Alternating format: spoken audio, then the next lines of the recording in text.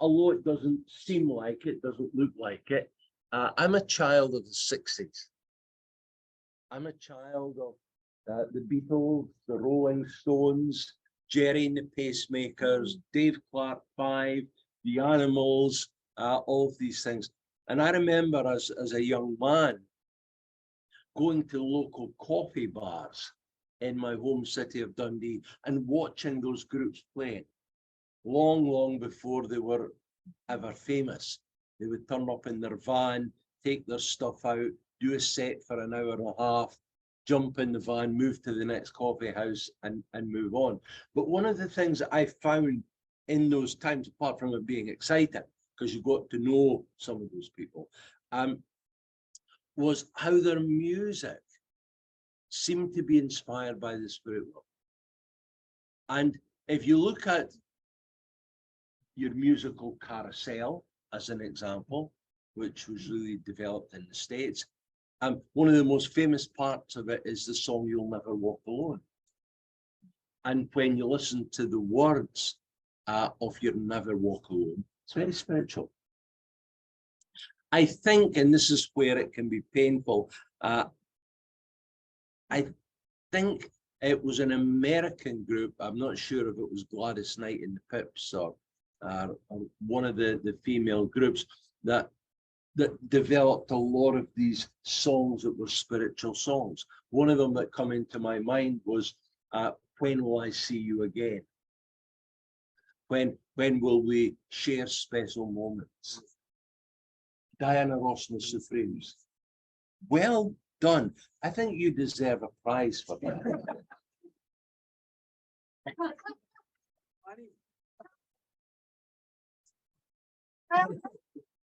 But a lot of these songs were inspired by the spiritual world. Now the question would have been, were those composers knowledgeable that they were being inspired by the spirit world, or did it just come out naturally? I would say some of them were knowledgeable, and I would say the majority of them weren't knowledgeable. But I know pop groups and singers who knew they were inspired by the spirit world. They knew it. Have you ever heard of the singer called Robbie Williams? Never heard of Robbie Williams? One of the most famous songs of Robbie Williams is Angels. The song Angels. And that was inspired because of the death of his grandmother. I've got an old buddy of mine going back to the 60s and 70s from a pop group called Marillion. And the guy's called Fish, Derek Dick. And a lot of his compositions were all inspired by the spirit world.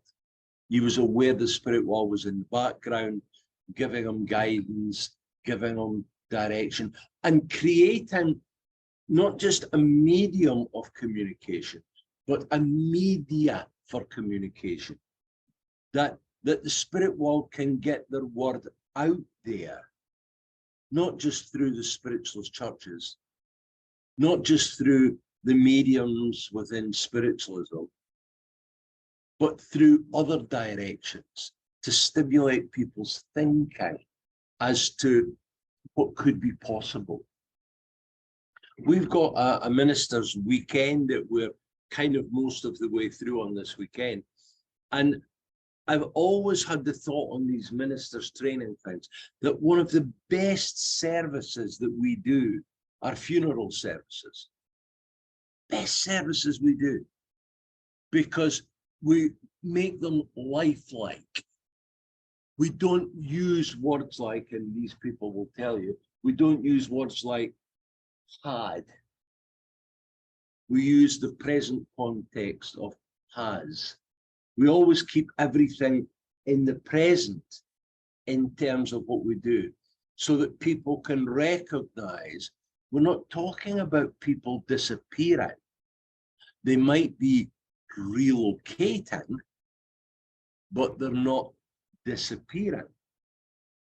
And if we can understand that relocation Then we go back to where I started. When will I see you again? When will we share special moments? And that's the great thing about spiritual communication, is it's keeping that door open to another form of contact at another point in time in all of our involvement. And I'm personally of the mind, and it's just, some people say I don't have a mind, but I can assure you I do. I just maybe don't use it very often. I'm personally of the mind that it's much better in life to believe in something than to believe in nothing.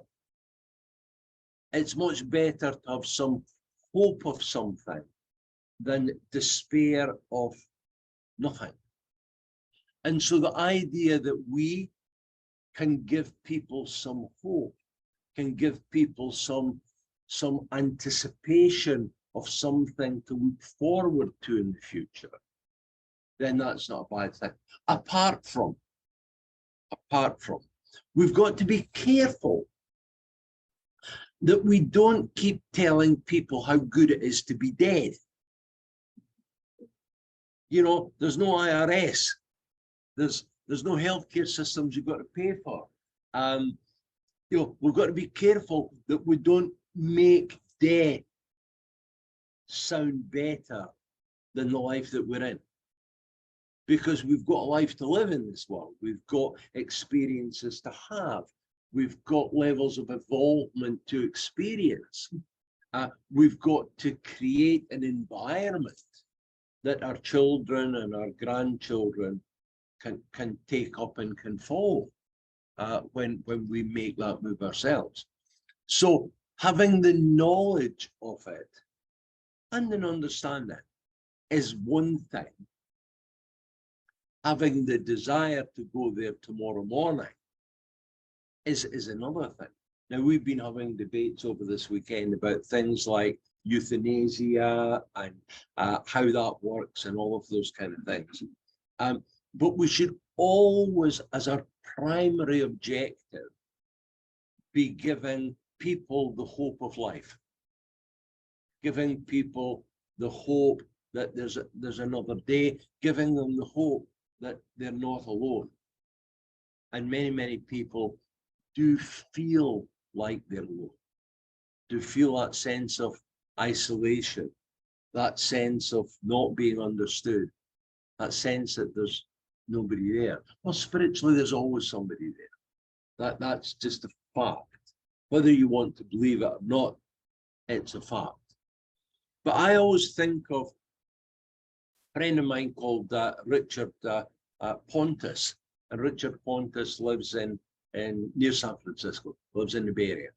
And Richard and I have been friends for 40 years. And Richard always says to me, Bill, I believe in life after death. I don't have an issue with it. I'm really cool with it. But every now and again, I would like to have a peek behind the curtain to see what's there. Every now and again, to just get that little bit of reassurance, that little bit of kind of, yeah, you're right in your thinking, but here, we'll give you some evidence to support it. We'll give you some information to help you on your day. And that's the role that we have. Not just we as mediums. You know, Sharon will tell you I used to be a medium, but now I'm an extra large. So things have changed. Things have changed a little bit round about me over the years. But it's not just our role as a medium in giving that evidence of life after death, but it's also your role as human beings to be able to talk to people about those things, to be able to not convince people, because the great thing about spiritualism as an ism is it is not missionary. That's not its purpose. It's not to go out there and knock on doors and say, if you're good, you go to heaven, and if you're bad, you go to hell. That's frightening people frightening the life out of people, because I look at my life and I think, have I always been good? No way. So guess where I'm going? So our purpose in life is not to frighten people. Our purpose is to enlighten people of the choices that are out there for them. And one of the things I've learned in 50 years of mediumship, and I look back on it, and it only seems like yesterday. And, you know, I was doing something like 2,000 readings a year. 2,000. So I spent all of my life in the local cemetery, wherever I was. But one of the things that I learned in that time was there was often a common message came from the spirit world. And that message was not just a kind of message of love, but the message was, for God's sake, don't do things the way that I did. Make this world a better place by your good example. Learn. Don't segregate. Don't separate. Don't be prejudiced against people. It's very easy to dislike the people you don't like. It's much harder to find an empathy for the people that you don't like. It's much harder to be able to overcome your prejudices against those people and to find ways of being supportive to them. And that's the example we should learn in our lives. And that doesn't mean you've got to be religious. Not at all. A lot of the people I know religious, or say they're religious, I've got to say are not very nice people. You know, they keep their good bits to Sunday morning. Oh, sorry. but they keep the good bits to Sunday. And then as soon as they leave the service on a Sunday, they go back to the way they were before, not being a good example of the things that they say to other people they believe in. So our job is to try to encourage people to build into their daily lives a reverence for life, in whatever form that life takes. These people who are doing the ministry, at this moment, they will have some idea of what they're getting into, but they've no idea of what it's going to be like 25, 30 years from now. I've been a minister for 30 years, and I've had to encounter in that ministry all sorts of things I personally didn't like, but I had to do. I had to communicate with people that I thought were maybe not as worthy of the efforts that I put in. I had to overcome that and do that.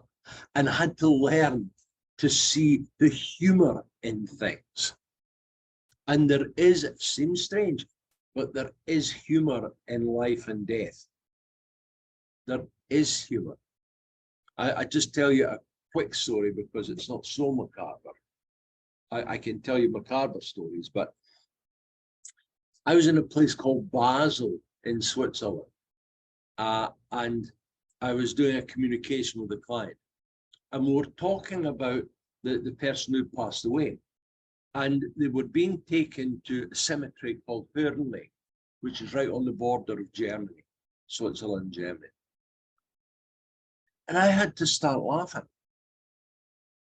And I said to this woman, it's really strange, but I'm seeing two coffins, caskets, being carried up the road, and the people that are carrying are chasing each other to see who can get to the cemetery gates first. And the woman said, well, that's correct. Because just before the cemetery, the two funeral cars had an accident with each other. The cars were stuck. So they had to take the caskets out the back of the cars, and they had to carry them up the road to the cemetery. And two lots of men were carrying these caskets and running up the road to see who would reach the cemetery first. You couldn't make that stuff up. But, you know, the family saw the humorous side of it.